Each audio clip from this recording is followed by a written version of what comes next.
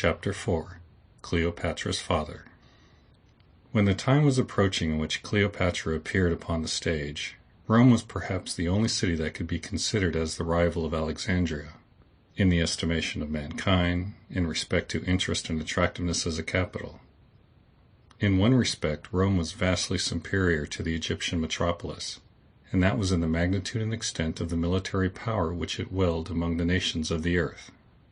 Alexandria ruled over Egypt, and over a few of the neighboring coast and islands, but in the course of 3 centuries during which she had been acquiring her greatness and fame, the Roman Empire had extended itself over almost the whole civilized world. Egypt had been, thus far, too remote to be directly reached, but the affairs of Egypt itself became involved at length with the operations of the Roman power.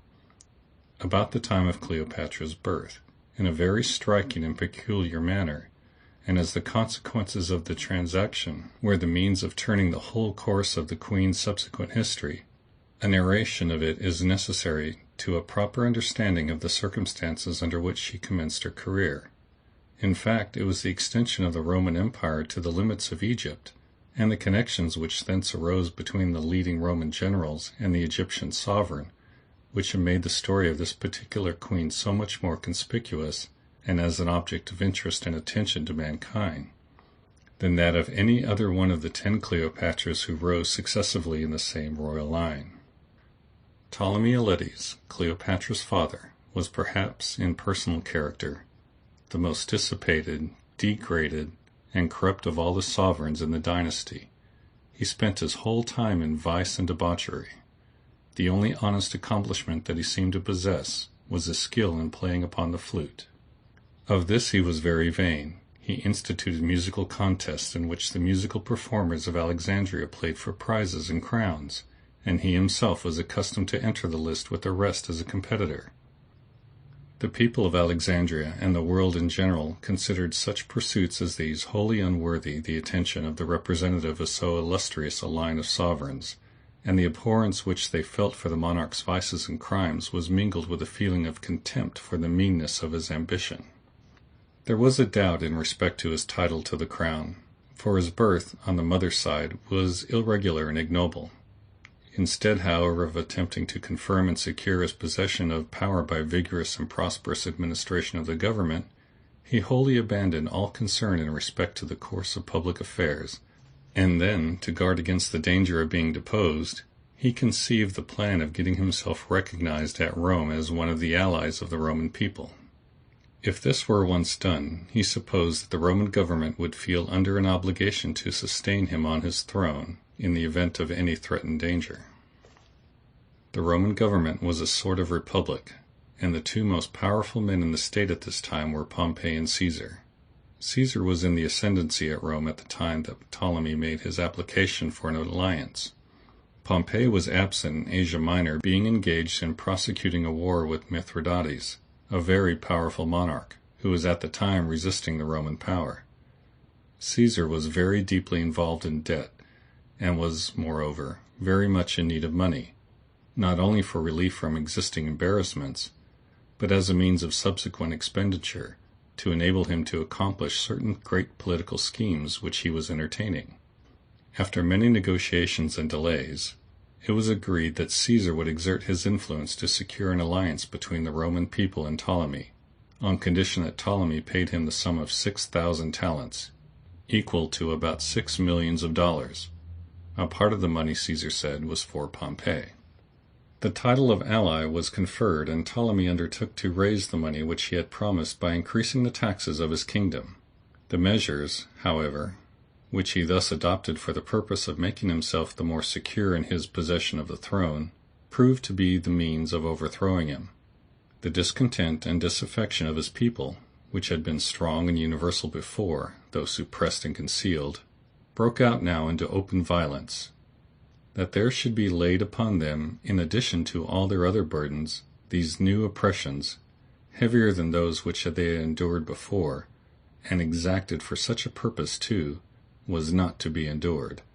To be compelled to see their country sold on any terms to the Roman people was sufficiently hard to bear, but to be forced to raise themselves and pay the price of the transfer was absolutely intolerable. Alexandria commenced a revolt. Ptolemy was not a man to act decidedly against such a demonstration, or, in fact, to evince either calmness or courage in any emergency whatever. His first thought was to escape from Alexandria to save his life. His second, to make the best of his way to Rome, to call upon the Roman people to come to the succor of their ally. Ptolemy left 5 children behind him in his flight. The eldest was the Princess Berenice, who had already reached maturity. The second was the great Cleopatra, the subject of this history. Cleopatra was, at this time, about 11 years old. There were also 2 sons, but they were very young. One of them was named Ptolemy.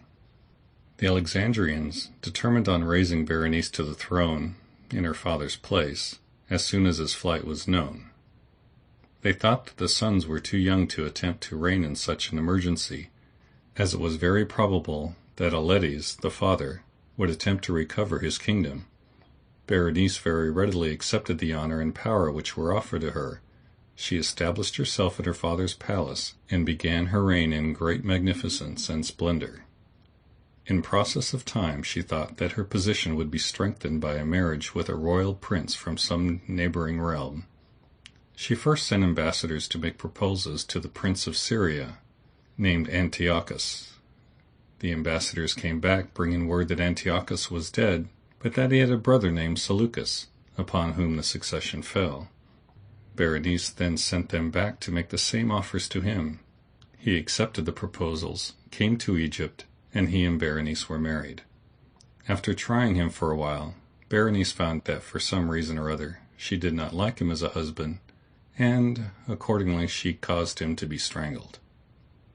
At length, after various other intrigues and much secret management, Berenice succeeded in a second negotiation and married a prince, or a pretended prince, from some country of Asia Minor, whose name was Archelaus. She was better pleased with the second husband than she had been with the first, and she began at last to feel somewhat settled and established on her throne, and to be prepared, as she thought, to offer effectual resistance to her father in case he should ever attempt to return. It was in the midst of the scenes and surrounded by the influences which might be expected to prevail in the families of such a father and such a sister, that Cleopatra spent those years of her life in which the character is formed. During all these revolutions and exposed to all these exhibitions of licentious wickedness and of unnatural cruelty and crime, she was growing up in the royal palaces a spirited and beautiful but indulged and neglected child. In the meantime, Aletes the father went on toward Rome. So far as his character and his story were known among the surrounding nations, he was the object of universal obloquy, both on accounts of his previous career of degrading vice, and now still more for this ignoble flight from the difficulties in which his vices and crimes had involved him. He stopped on the way at the island of Rhodes. It happened that Cato, the great Roman philosopher and general, was at Rhodes at this time. Cato was a man of stern, unbending virtue, and of great influence at that period in public affairs. Ptolemy sent a messenger to inform Cato of his arrival, supposing, of course, that the Roman general would hasten on hearing of the fact to pay his respects to so great a personage as he, a king of Egypt, a Ptolemy, though suffering under a temporary reverse of fortune. Cato directed the messenger to reply that, so far as he was aware, he had no particular business with Ptolemy. Say, however, to the king, he added, that if he has any business with me, he may call and see me, if he pleases. Ptolemy was obliged to suppress his resentment and submit. He thought it very essential to the success of his plans that he should see Cato, and secure, if possible, his interest and cooperation, and he consequently made preparations for paying, instead of receiving, the visit, intending to go in the greatest royal state that he could command. He accordingly appeared at Cato's lodgings on the following day, magnificently dressed, and accompanied by many attendants. Cato, who was dressed in the plainest and most simple manner, and whose apartment was furnished in a style corresponding with the severity of his character, did not even rise when the king entered the room. He simply pointed with his hand and bade the visitor take a seat. Ptolemy began to make a statement of his case, with a view to obtaining Cato's influence with the Roman people to induce them to interpose in his behalf. Cato, however, far from evincing any disposition to espouse his visitor's cause, censured him, in the plainest terms, for having abandoned his proper position in his own kingdom, to go and make himself a victim and prey for the insatiable avarice of the Roman leaders. "You can do nothing at Rome," he said, "but by the influence of bribes, and all the resources of Egypt will not be enough to satisfy the Roman greediness for money." He concluded by recommending him to go back to Alexandria and rely for his hope of extrication from the difficulties which surrounded him on the exercise of his own energy and resolution there. Ptolemy was greatly abashed at this rebuff, but, on consultation with his attendants and followers, it was decided to be too late now to return. The whole party accordingly re-embarked on their galleys and pursued their way to Rome. Ptolemy found, on his arrival at the city, that Caesar was absent in Gaul, while Pompey, on the other hand, who had returned victorious from his campaigns against Mithridates, was now the great leader of influence and power at the capital. This change of circumstances was not, however, particularly unfavorable, for Ptolemy was on friendly terms with Pompey, as he had been with Caesar. He had assisted him in his wars with Mithridates by sending him a squadron of horse, in pursuance of his policy of cultivating friendly relations with the Roman people by every means in his power. Besides, Pompey had received a part of the money which Ptolemy had paid to Caesar as the price of the Roman alliance, and was to receive his share of the rest in case Ptolemy should ever be restored. Pompey was accordingly interested in favoring the royal fugitive's cause. He received him in his palace, entertained him in magnificent style, and took immediate measures for bringing his cause before the Roman Senate, urging upon that body the adoption of immediate and vigorous measures for effecting his restoration, as an ally whom they were bound to protect against his rebellious subjects. There was at first some opposition in the Roman Senate against espousing the cause of such a man, but it was soon put down, being overpowered in part by Pompey's authority and in part silenced by Ptolemy's promises and bribes. The Senate determined to restore the king to his throne and began to make arrangements for carrying the measure into effect. The Roman provinces nearest to Egypt were Cilicia and Syria, countries situated on the eastern and northeastern coast of the Mediterranean Sea, north of Judea. The forces stationed in these provinces would be, of course, the most convenient for furnishing the necessary troops for the expedition. The province of Cilicia was under the command of Consul Lentulus. Lentulus was at this time at Rome. He had repaired to the capital for some temporary purpose, leaving his province and the troops stationed under the command, for the time, of a sort of lieutenant general named Gabinius. It was concluded that this Lentulus, with his Syrian forces, should undertake the task of reinstating Ptolemy on his throne. While these plans and arrangements were yet immature, a circumstance occurred which threatened, for a time, wholly to defeat them. It seems that when Cleopatra's father first left Egypt, he had caused a report to be circulated that he had been killed in the revolt. The object of this stratagem was to cover and conceal his flight. The government of Berenice soon discovered the truth, and learned that the fugitive had gone in the direction of Rome. They immediately inferred that he was going to appeal to the Roman people for aid, and they determined that if that were the case, the Roman people, before deciding in his favor, should have the opportunity to hear their side of the story as well as his. They accordingly made preparations at once for sending a very imposing embassage to Rome. The deputation consisted of more than 100 persons. The object of Berenice's government in sending so large a number was not only to evince their respect for the Roman people and their sense of the magnitude of the question at issue, but also to guard against any efforts that Ptolemy might make to intercept the embassage on the way, or to buy off the members of it by bribes. The number, however large as it was, proved insufficient to accomplish this purpose. The whole Roman world was at this time in such a condition of disorder and violence, in the hands of the desperate and reckless military leaders who then bore sway, that there were everywhere abundant facilities for the commission of any conceivable crime. Ptolemy contrived, with the assistance of the fierce partisans who had espoused his cause, and who were deeply interested in his success on account of the rewards which were promised them, to waylay and destroy a large proportion of this company before they reached Rome. Some were assassinated, some were poisoned, some were tampered with and bought off by bribes. A small remnant reached Rome, but they were so intimidated by the dangers which surrounded them that they did not dare to take any public action in respect to the business which had been committed to their charge. Ptolemy began to congratulate himself on having completely circumvented his daughter in her efforts to protect herself against his designs. Instead of that, however, it was soon proved that the effect of this atrocious treachery was exactly the contrary of what its perpetrators had expected. The knowledge of the facts became gradually extended among the people of Rome, and it awakened a universal indignation. The party who had been originally opposed to Ptolemy's cause seized the opportunity to renew their opposition, and they gained so much strength from the general odium which Ptolemy's crimes had awakened, that Pompey found it almost impossible to sustain his cause. At length the party opposed to Ptolemy found, or pretended to find, in certain sacred books, called the Sublime Oracles, which were kept in the custody of the priest, and were supposed to contain prophetic intimations of the will of heaven in respect to the conduct of public affairs, the following passage: "If a king of Egypt should apply to you for aid, treat him in a friendly manner, but do not furnish him with troops, for if you do, you will incur great danger."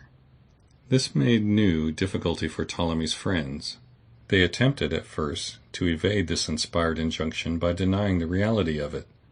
There was no such passage to be found, they said. It was all an invention of their enemies. This point seems to have been overruled. And then they attempted to give the passage some other than obvious interpretation. Finally they maintained that, although it prohibited the furnishing of Ptolemy himself with troops, it did not forbid their sending an armed force into Egypt under leaders of their own. That they could certainly do, and then, when the rebellion was suppressed, and Berenice's government overthrown, they could invite Ptolemy to return to his kingdom and resume his crown in a peaceful manner. This, they alleged, would not be furnishing him with troops, and of course would not be disobeying the oracle.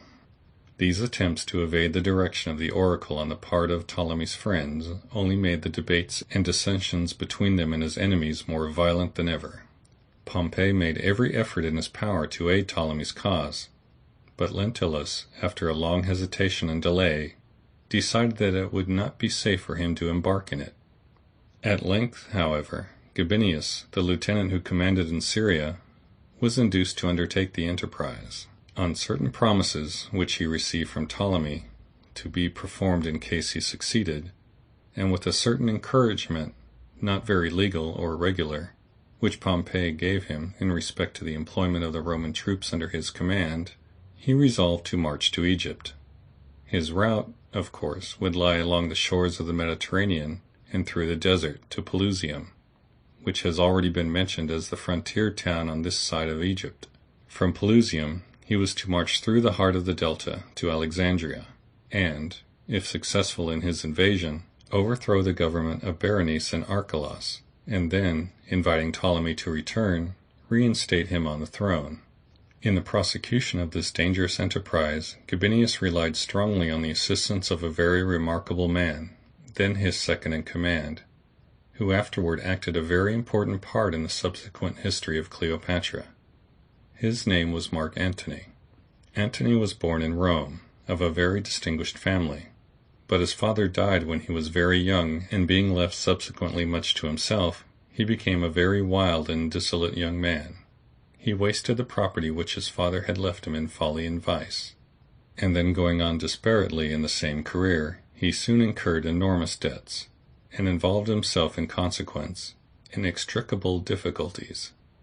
His creditors continually harassed him with importunities for money, and with suits at law to compel payments which he had no means of making. He was likewise incessantly pursued by the hostility of the many enemies that he had made in the city by his violence and his crimes. At length he absconded and went to Greece. Here Gabinius, when on his way to Syria, met him, and invited him to join his army rather than to remain in his idleness and destitution. Antony, who was as proud and lofty in spirit as he was degraded in morals and condition, refused to do this unless Gabinius would give him a command. Gabinius saw in the daring and reckless energy which Antony manifested the indications of the class of qualities which in those days made a successful soldier, ascended to his terms. He gave him command of his cavalry. Antony distinguished himself in the Syrian campaigns that followed, and was now full of eagerness to engage in this Egyptian enterprise. In fact, it was mainly his zeal and enthusiasm to embark in this undertaking which was the means of deciding Gabinius to consent to Ptolemy's proposals. The danger and difficulty which they considered as most to be apprehended in the whole expedition was the getting across the desert to Pelusium. In fact, the great protection of Egypt had always been her isolation. The trackless and desolate sands, being wholly destitute of water and utterly void, could be traversed, even by caravan of peaceful travelers, only with great difficulty and danger. For an army to attempt to cross them, exposed, as the troops would necessarily be, to the assaults of enemies who might advance to meet them on the way, and sure of encountering a terrible opposition from fresh and vigorous bands when they should arrive, way-worn and exhausted by the physical hardships of the way, at the borders of the inhabited country, was a desperate undertaking. Many instances occurred in ancient times in which vast bodies of troops, in attempting marches over the deserts by which Egypt was surrounded, were wholly destroyed by famine or thirst, or overwhelmed by storms of sand. These difficulties and dangers, however, did not at all intimidate Mark Antony. The anticipation, in fact, of the glory of surmounting them was one of the main inducements which led him to embark in the enterprise. The perils of the desert constituted one of the charms which made the expedition so attractive. He placed himself, therefore, at the head of his troop cavalry, and set off across the sands in advance of Gabinius to take Pelusium, in order thus to open a way for the main body of the army into Egypt. Ptolemy accompanied Antony. Gabinius was to follow. With all his faults, to call them by no severer name, Mark Antony possessed certain great excellences of character.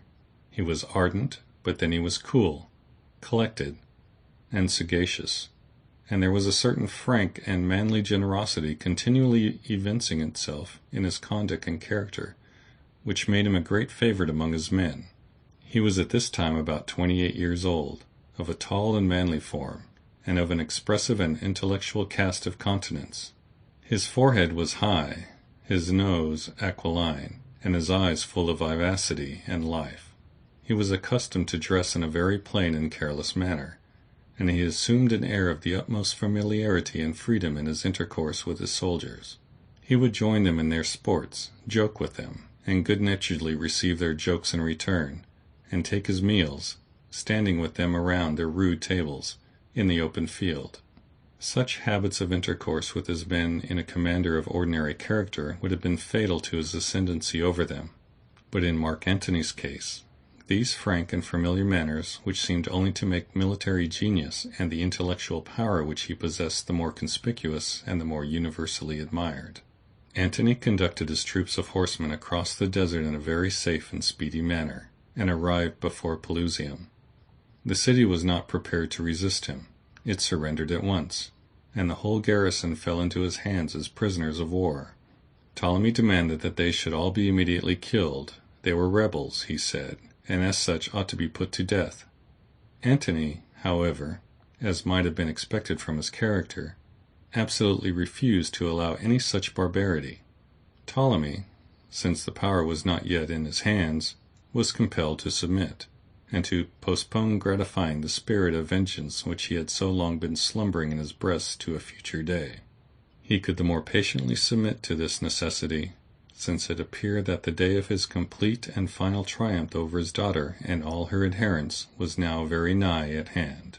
In fact, Berenice and her government, when they heard of the arrival of Antony and Ptolemy at Pelusium, of the fall of that city, and of the approach of Gabinius with an overwhelming force of Roman soldiers, were struck with dismay. Archelaus, the husband of Berenice, had been in former years a personal friend of Antony's. Antony considered, in fact, that they were friends still, though required by what the historian calls their duty to fight each other for the possession of the kingdom. The government of Berenice raised an army. Archelaus took command of it, and advanced to meet the enemy. In the meantime Gabinius arrived with the main body of the Roman troops, and commenced his march in conjunction with Antony toward the capital.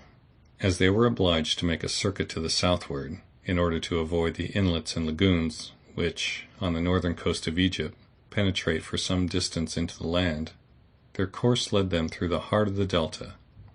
Many battles were fought, the Romans everywhere gaining the victory. The Egyptian soldiers were, in fact, the discontented and mutinous, perhaps, in part, because they were considered the government on the side of which they were compelled to engage as, after all, a usurpation. At length a great final battle was fought, which settled the controversy. Archelaus was slain upon the field. Berenice was taken prisoner. Their government was wholly overthrown, and the way was open for the march of the Roman armies to Alexandria. Mark Antony, when judged by our standards, was certainly, as well as Ptolemy, a depraved and vicious man. But his depravity was of a very different type from that of Cleopatra's father.